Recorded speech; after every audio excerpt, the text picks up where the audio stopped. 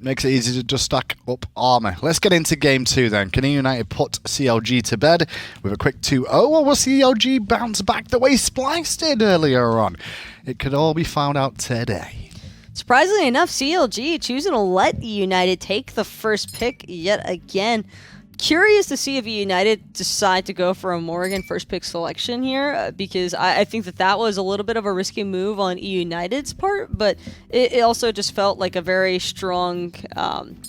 It felt like a strong starting point for the team. Because you can just build around it. It does limit some options from what both teams can do when the Morgan's on the team, because at the same time, you maybe want to draft, for example, Circuit, but you're like, well, hold on, they're going to get a Circuit as well, and does that shut down our comp? It will be Naja, Freya, Chernobog, and the Morgan ban, so Athena slips through here, I believe, that wasn't available in game 1.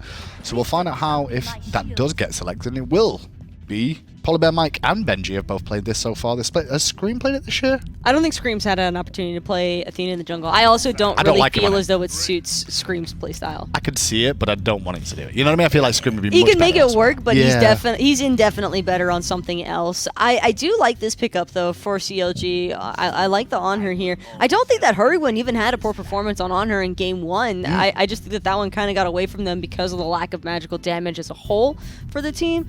But Fafnir dropped in one more time. I have a feeling CLG might not be letting up on this double hunter composition. But why Fafnir then? I mean, they've already got Athena. The odds of him taking Benji and Athena is there, granted. Is that so much of a worry to have to pick Fafnir there and not later on in this draft? It could also be that CLG might have wanted to see, or wanted to wait until eUnited reveals their second and third choices before looking for a mid and jungle pick. But you're giving up Baron. You do give up the Baron, but CLG also, you understand what you're sacrificing. And in this circumstance, I would have to assume the reason being CLG allowing Baron to go through is because they feel as though they can contain it with this Artio Fafnir front line. Well, we've got 2 beads burners technically, and then with the Baron and Athena for eUnited, and then they've gone for Scream's Bastet, which we see now and again. It's very early on the Bastet pick here. There's not a lot of squishy targets on CLG drafted so far. I mean, Anhur, Fafnir, not the easiest ones to really collapse on overall, especially with Desert Fury being able to clear out those cats. So Artio's been selected too here. I'm looking mostly towards the cats as body blocking moments. I think that the cats are great for dealing with the Fafnir, just like Sunbreaker was able to limit Jigz' movements. I think that Jigz could still encounter some difficulties into those kitties. And not only that, but Anhur has a really hard time, I think, with Bastet, because she can just pounce in, you drop your declaw, and then you also have the chances for a slow, and it's a guaranteed slow hit at a pro level, because Anhur's jump, you know exactly where he's going to land, and the range of Bastet's 3 is going to be able to reach him, so that could be very problematic in the duo lane. Izanami will be the second hunter for CLG. Now, we did see Hurriwind play the Anhur in mid. Do we expect it's Anhur mid, Izanami duo in this situation, or Izanami in the mid lane? I would probably prefer to see Iza in mid lane. I think that you can do a lot more with it there, but I have a very strong feeling this is going to be Hurriwind on Anhur mid and Snoopy with Iza. And then Skadi and Neith, the final 2 picks as well. So Anhur mid, you think, and Neith mid, I'm guessing, with Skadi in the duo lane. So Skadi versus Izanami duo, is that what I'm about to watch? What season is it? I know, that's what I'm like, what's going on here? Like, this is a bit weird. And then Bellona, the final pick for CLG to type their solo lane. So looking through the comp here, it could be Baron or Athena in the support role, with the other one being in the solo lane, Bastet in the jungle. Who do you guys at home think will win this game? And Sako, I pose that question to you.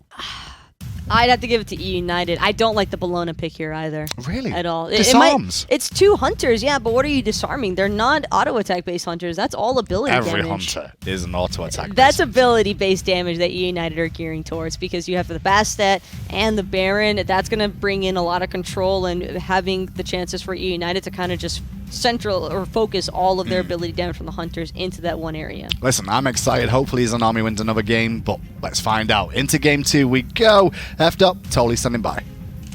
Thanks a lot, Graham. Thanks a lot, Taco. Fantastic job on the desk. As always, myself and Tully bringing you game number 2. PandaCat's bringing out the Skadi. Scream's bringing out the Bastet. We got a menagerie of interesting picks here for eUnited. Counterlogic Gaming, kind of going back to what they were doing last time around, although Homiefe on the Jungle Bellona. It's been a long time since we've seen the Jungle Bellona in the North American world. The last person to really bring it out, For North America, I can't even remember who brought it out. But most recently was, I think, Envisionize. This is one of his go-to picks down there in Australia or Oceania. So, I mean, it's just an oddball pick.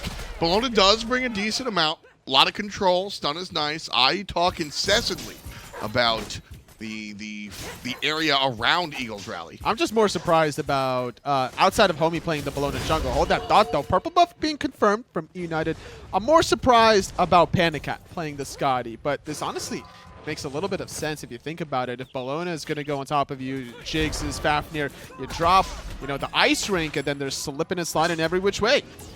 Well, nice Neith shot from Baskin through the wall, forcing Snoopy's beads, and Baskin with the swag flip finds the first blood for eUnited. Baskin is actually a god. Hitting the root through the wall. If that root doesn't happen, CLG walk away cleanly after the red buff invade. But man, hitting that shot, even identifying that he needs to add a little bit more DPS, gets the backflip off, relying on PandaCat to clean up the job.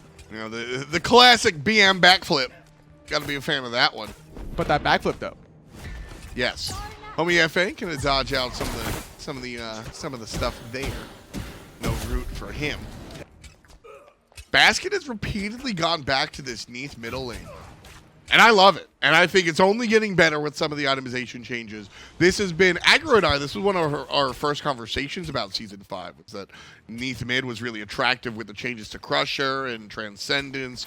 And here we are at the end of Season 5. She's still mad attractive. And like I said, with Heartseeker coming back soon, it's not all about the little jungle skirmishes or the team fights. It's about how you play the laning phase. And I think the way Baskin is going to transition once he gets his ultimate is throw those World Weavers towards fineokay. In addition of some ganks from Scream and dealing with Benji's Baron, fineokay might have to make that decision between go magical or physical defense. Do I try to survive against Scream and Baskin, or do I allow myself to get poked out by Benji? Scream also on the Bastet. It's funny, I mentioned this in game number 1. He can go the traditional top tier picks, or he can just bring out the cat and go kind of nuts. PolarBearMike stuck here in the corner. He gets it again. He does. He was on fire securing some of these buffs against Jigz and Snoopy. Now they're going to be forced to retreat. A level 4 advantage for PandaCat as he was able to solo that last wave. Although PPM might have snugged some of those minions, considering his back was right at the very tail end of that purple buff. Yes, that's why he was positioned that way, to be able to get both experience from the lane and the camp itself. CLG now having their own purple buff invaded, probably in a moment. eUnited, though, thinking differently and just going to go back to the lane. The fact that eUnited are still interested in poking out CLG despite Snoopy having the red buff is a lot of confidence, knowing that Scream is around this corner. Yeah, it was a nice play from eUnited there. Let's see what they're going to get from it, though. Jigz just going to fight back into Scream as Scream finds himself low. And here comes Homiefe. Not 5, so no Eagles rally, but the bludgeon will do a ton of damage. World Weaver actually going to get intercepted out of Jigz. PBM gets struck by the Scourge. Homiefe finds the kill. Scream, however, takes care of Snoopy. It's a 1-for-1 so far. And that be that. PandaCat going to fall back. Man, if PandaCat and the Jungle Cat. If Scream had his ultimate, that was going to be one dead Izanami. But Snoopy did have beads also to negate some of the slows if you really wanted to. 2 deaths for Snoopy. Really rough start for CLG's Hunter. 2-1 so far. United above Counterlogic Gaming for the moment, but a tie game. Both players a gold in a similar situation. It's always that battle between Double Gloves and Transcendence, and with those 2 assists for PandaCat, he's able to win the race first. PandaCat here. All good from Hurriwind, largely just for the wave clear, but the beads are good to get away from PolarBearMike. Now I'm the one that can't speak. I'm surprised that Hurriwind used his beads there, because he heard the animation of the root from the Neith, and that taunt happened like a second and a half later.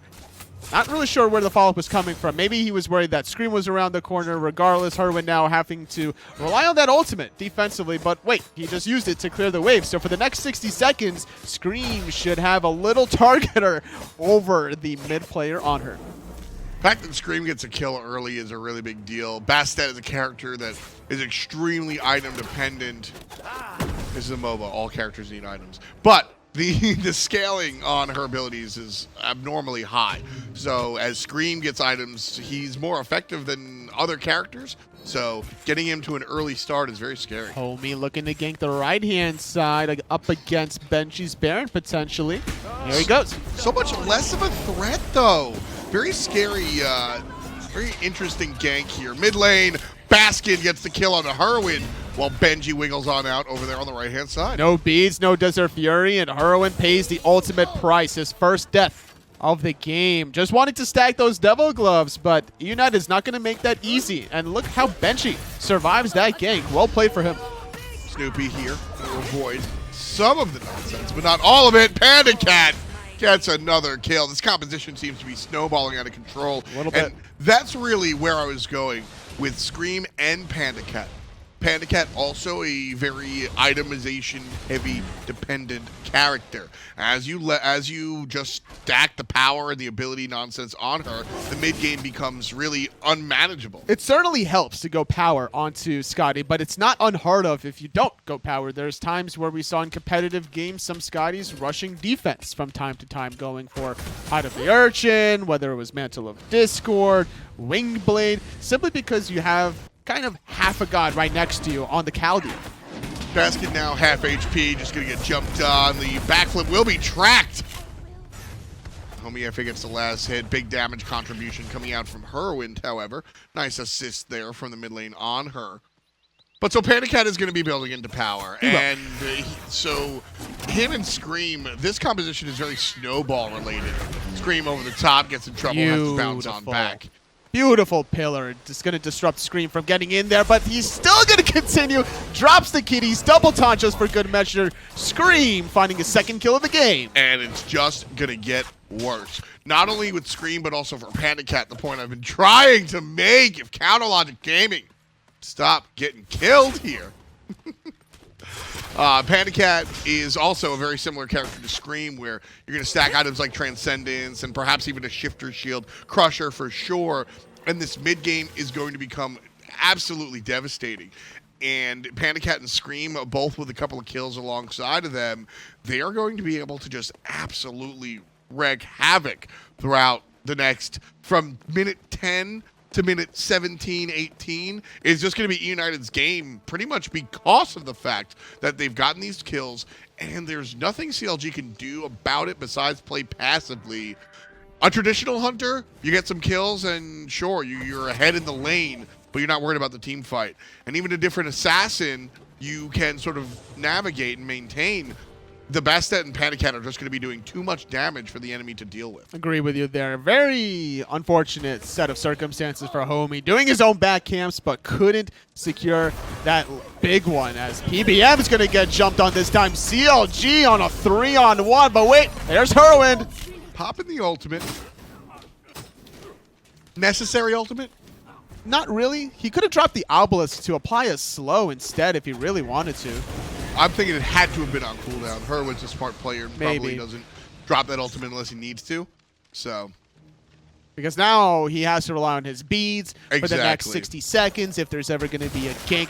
Hell, Baskin can even drop a random World Weaver through the jungle and make it look like there's a gank, and maybe Hurriwind could still use it. I mean, that's the, what's it called? That's one of the reasons we actually see Anhur picked so often these days.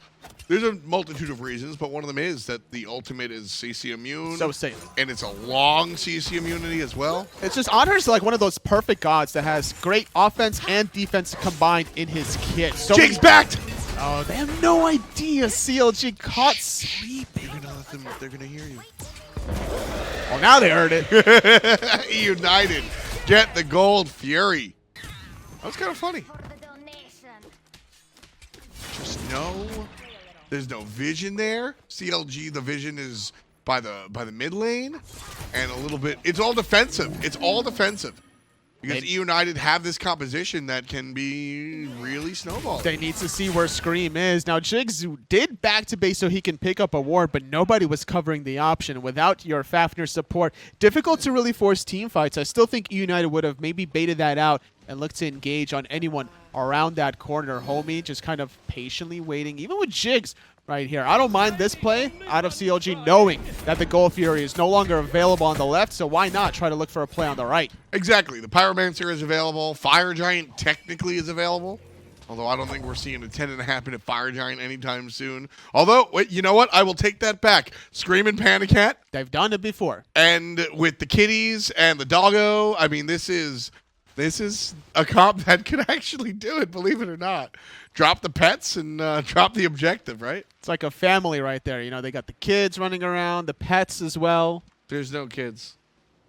I said kitties. Yeah, the pets. Scream getting aggressive here. The ultimate from Baskin going to help out. Hurriwind avoids the stun, but takes the damage. And the dot will do the dirty work. Hurriwind falls down.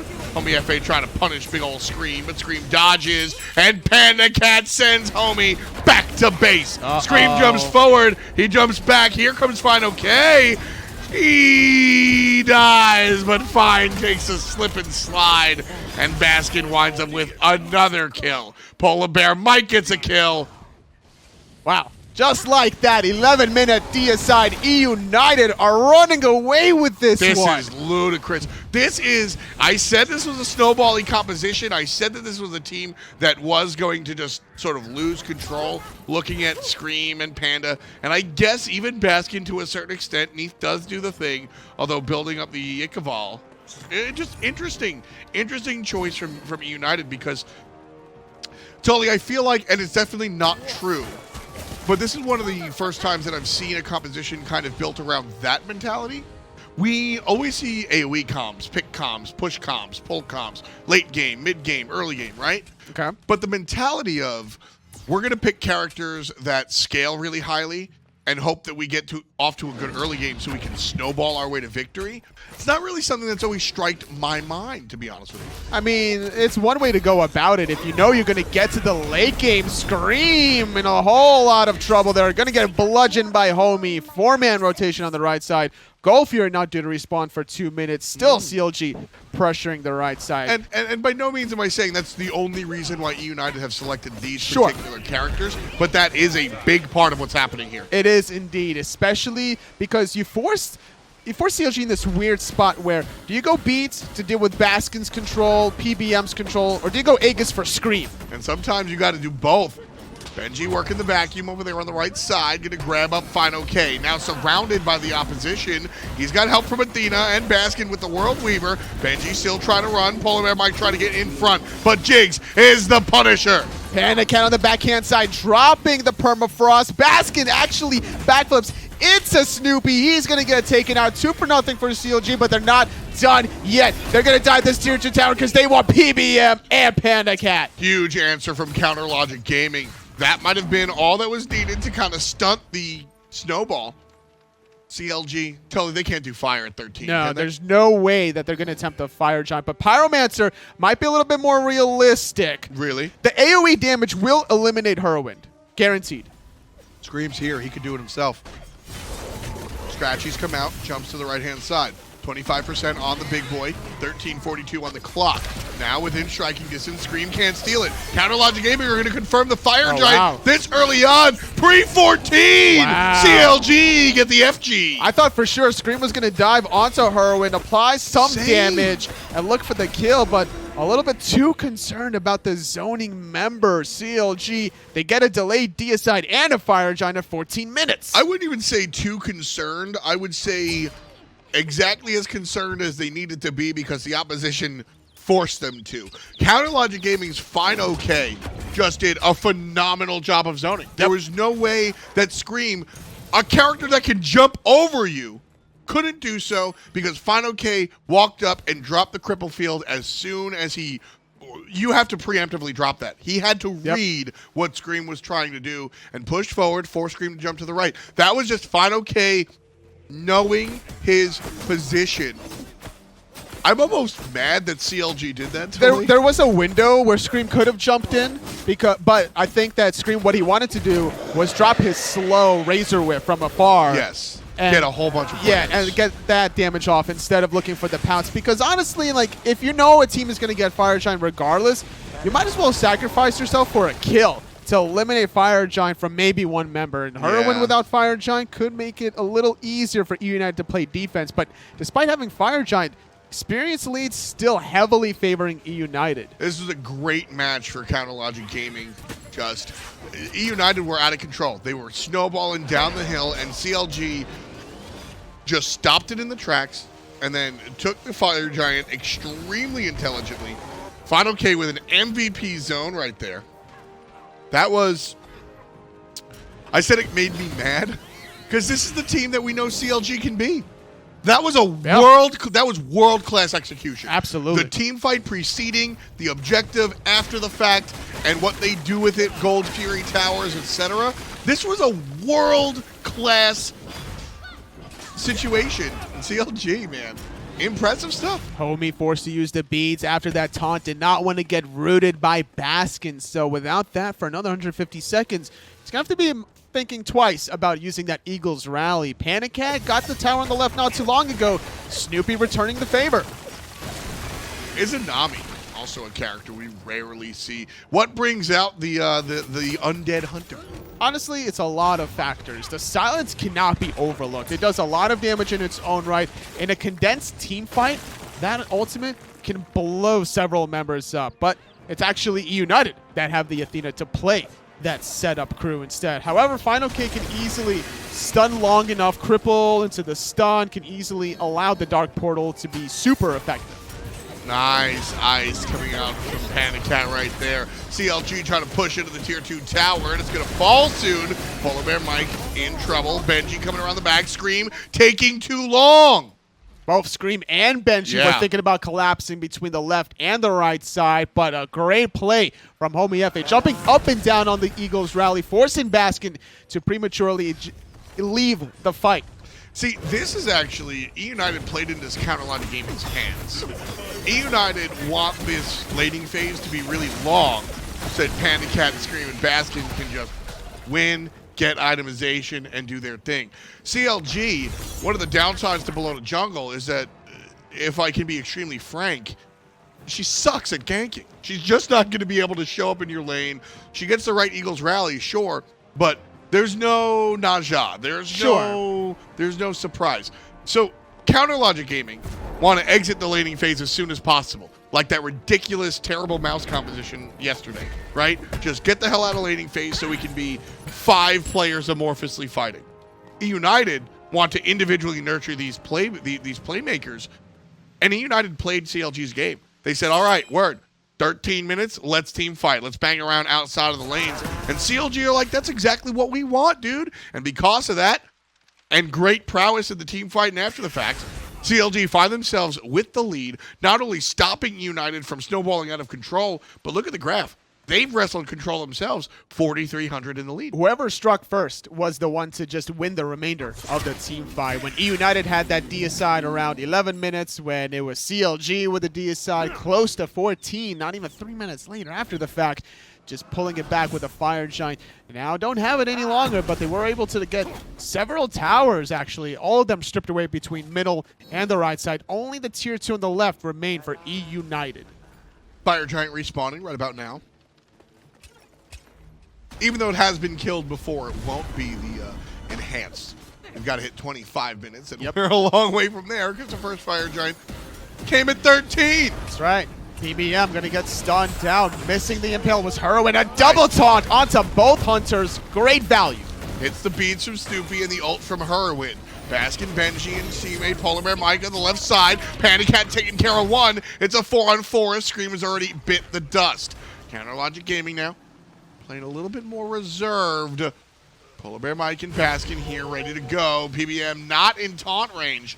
And so Snoopy wiggles on out. Jungler for solo lane. I don't mind this trade if you're eUnited, but they're not done yet. CLG want to force something. Jigz down to about 90%. Big ultimate out of Snoopy. Gonna cut Baskin's life below half HP. There's the finisher. Homiefe on a killing spree. 3 uninterrupted kills. He might not need to be the ganker you need, but Homie can certainly clean up the team fight with a lot of damage. A great double taunt yet again onto Jigz and Snoopy this time, but PandaCat forced to retreat. I Uses the Jigz. I love how long Panda waited to use that ultimate. I think the patience in the team fight was a really big deal, and that was almost the prime time to use the ult.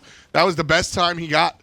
Now, really no impact, and unfortunately for him and his fans, they don't get anything off of it.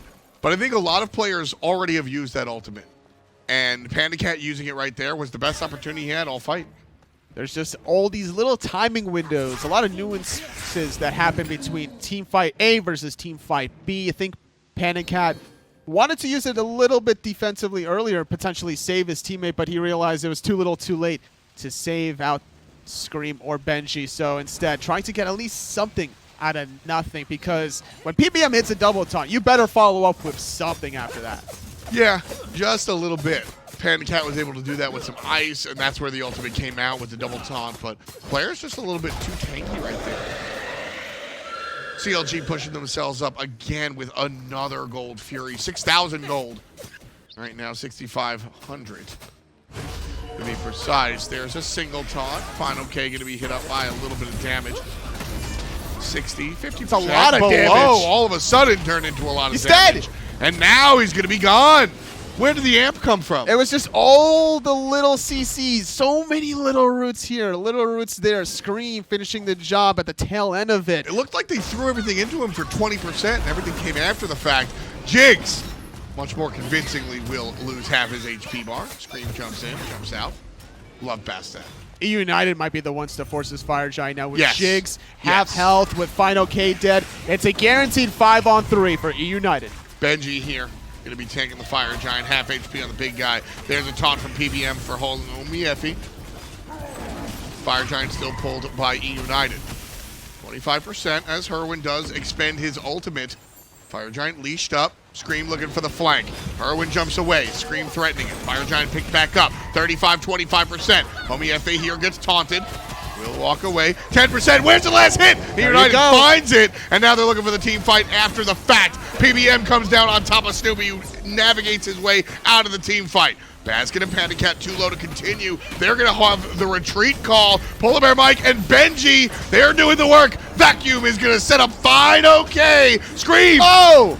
Benji with the hit from a distance. Scream goes in, actually scratches Homie for a nice one. Jigz is going to try to run away. World Weaver keeping him in place. CLG lose the Fire Giant.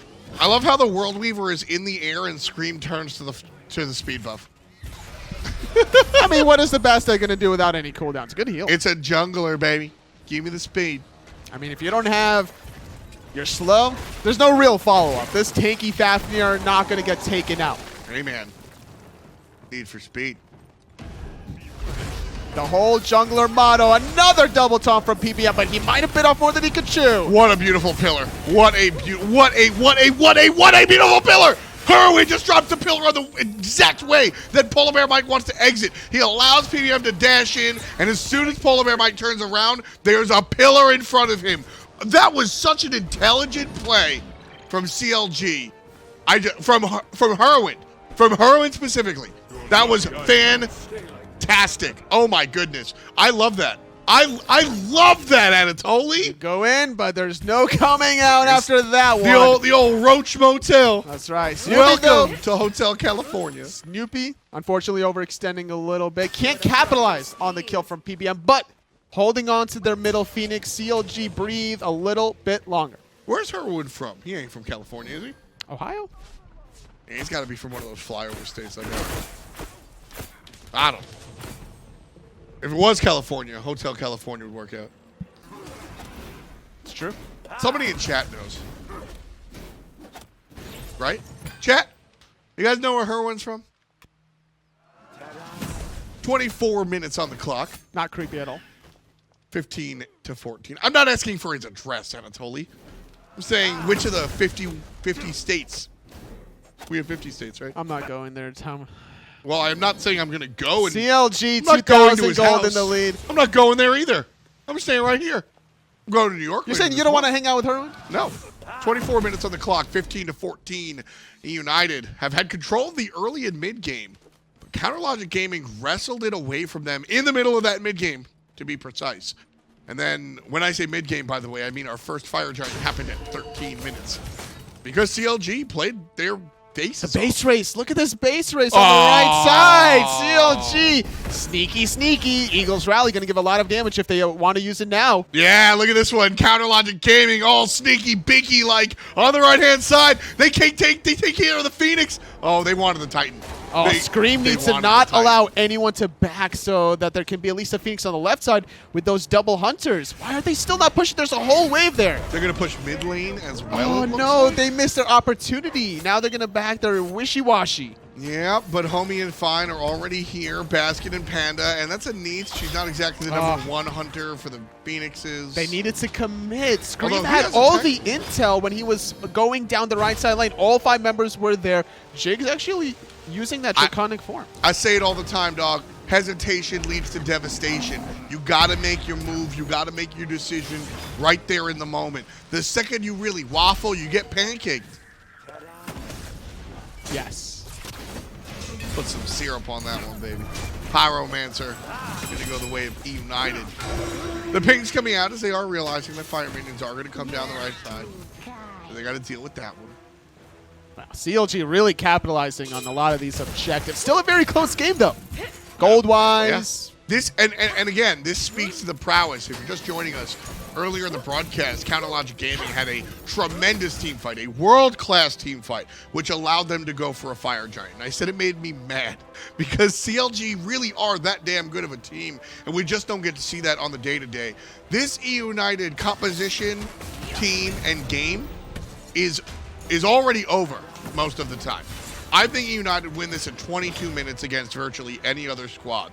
But Counter Logic Gaming did everything correct to stop the runaway train, fight their way back into it, and ultimately create a tie game scenario. Well, CLG have a Phoenix. They're actually in the lead. Exactly. I was going to make the argument that they're winning this game by exposing the Titan. Absolutely. eUnited now need to make sure that they don't let that happen for a second time. Fire Giant has respawned. This time, it will be the enhanced one. First one went to CLG at 14 minutes. eUnited grabbed the next one about 6 minutes later. PandaCat on the left side. Homiefe not here, by the way. Oh, no. Fire Giant 25%. It's a 5-on-3 because Homiefe still not in the conversation. Finally shows up. Too little, too late. Too far forward was fineokay.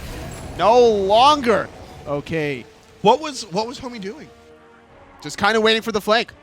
As a jungler, sometimes you push the mid wave, and then you look for the flank underneath the Fire Giant. Do something while everybody's sitting on their hands. Something like that, right? And then it was kind of the tactic. There's too many things going on because Fire Minions are flooding down the right side, so there needs to be more patience from CLG between letting Fire Minions flood on the right and letting Homiefe flank from the mid. Well, a lot of times we watch the teams kind of stand there and like, wait. Yeah, they just look like middle schoolers at prom, right? Like, I don't know how to ask her to dance, so I'm going to stand here.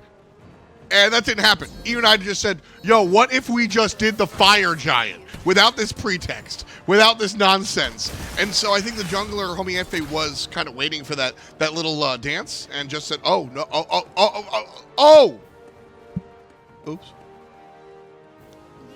PBM with a taunt into the Sunder. Didn't allow fineokay to escape that one. Nope. And this is the main tactic PBM has been doing, I think, consistently for the past couple of weeks. Just realizing you don't have many opportunities to find picks in the later stages of the Smite throughout Season 1 through Season 5.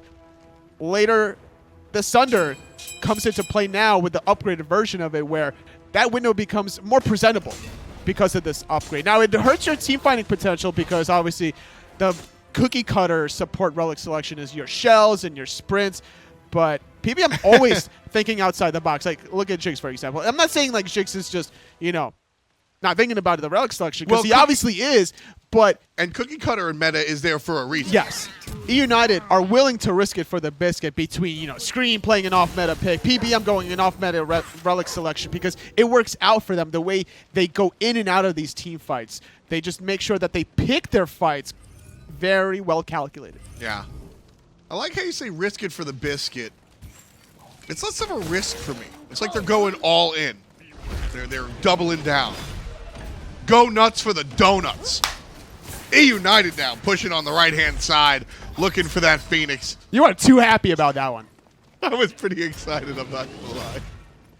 Benji now leading the way. Snoopy cut down to about 85, 60%. Big move from Benji as he turns on the Hoover, and it's going to be a problem as TLG all jump to the That's right right. side. Everyone was just running away from life of the party. No one wants to join PBM on that one. Bang! Snoopy back to the grave. PolarBearMike gonna taunt him fineokay, who just gets eliminated, obliterated, no commemoration. He falls down with no decoration. Counter Logic Gaming back in their fountain. The Titan under attack. It's very healthy, Toli, and CLG can play defense, but not like that. Baskin cuts down Jigz. Looks like eUnited are feeling very happy about this one. Baskin, kill number 6, and the Titan in the crosshairs. Only Hurriwind to play defense. It's a tall task for the mid on her. Gonna be a deicide. eUnited winning the best of 3, 2-0. Nice job, nice job. eUnited cleaning up. In 30 minutes of play, 21 kills to 15. CLG had several opportunities to win this game, but eUnited, honestly, the Athena Sunder combination, you add a horrific emblem upgrade to that mix, and things looked too difficult for CLG in the late game. There was so many options for eUnited to really corral the enemy into spaces that they didn't want. Benji could turn on life of the party and bring players here, and then when they find an exit, PolarBearMike can taunt them in. And once they're taunted in, then they're slowed because of his relic selection. Just a beautiful combination of abilities here, giving eUnited the control to take care of the game. Who's going to be your most valuable player here? I think there's a couple of options. There are. Definitely are. PandaCat playing lights out. Screams ganks were solid and on point, being able to clean up several kills. I still got to give it to PBM, though. The Athena engages is what allowed eUnited to win that game, still remaining undefeated. Yeah, I'm looking at PolarBearMike all day. Back to the desk. Thanks a lot, and Toli. Yeah, PolarBearMike did a good job for his team overall. So did eUnited, but it wasn't clean. It wasn't. CLG, it shows how close they are towards the top of North America, but it also shows how much they've still got to work on. The longer that this set went on, the more difficult it seemed to become in terms of eUnited keeping their precision as tight and clean as that match won. I think that CLG had a lot of really promising moments and a lot of promising engages, but they just could not seem to pull it off towards the end there. And a large part of that isn't necessarily that they were doing anything poorly, so much as it was just eUnited and Mike especially having a standout performance with this Athena. Those taunts could not have been more crucial during a lot of those teamfight engages, but mostly just because it kept interrupting CLG right in the middle of all that aggression. PBM will get the MVP for that one, but in all honesty, looking back at that set, CLG had this in their grasp. One fire giant around the waist taco, barreling down, go back for a second fire giant eventually, and that's when the game kind of turned on its head and eUnited found the power play. It was just a bit of a collapse, I think, from CLG. It's like they lost that fire giant, and then the swing of the momentum for the game goes back into eUnited's favor, and they never really seemed to fully recover after that. They just ran into way too many complications trying to handle the Skadi permafrost, I think, was just throwing members all across the map, and they were just losing track of their own carries, and so it became really difficult for fineokay to try and help protect his front line or his back line as much. eUnited then actually extend their lead in the standings at the top of North American's SPL. 5-0 now, the only team in North America to go undefeated alongside Dignitas from Europe there, and that's going to be a good thing, especially with Space Station dropping that set to Splice today. It just widens that gap just a little bit more, makes them a little bit closer to qualification already for one of the top 2 spots. Puts a lot of pressure onto Space Station because everybody's nipping at their heels in comparison to eUnited, who are just chilling at the top. It seems as though NA just might not be able to touch eUnited anytime soon.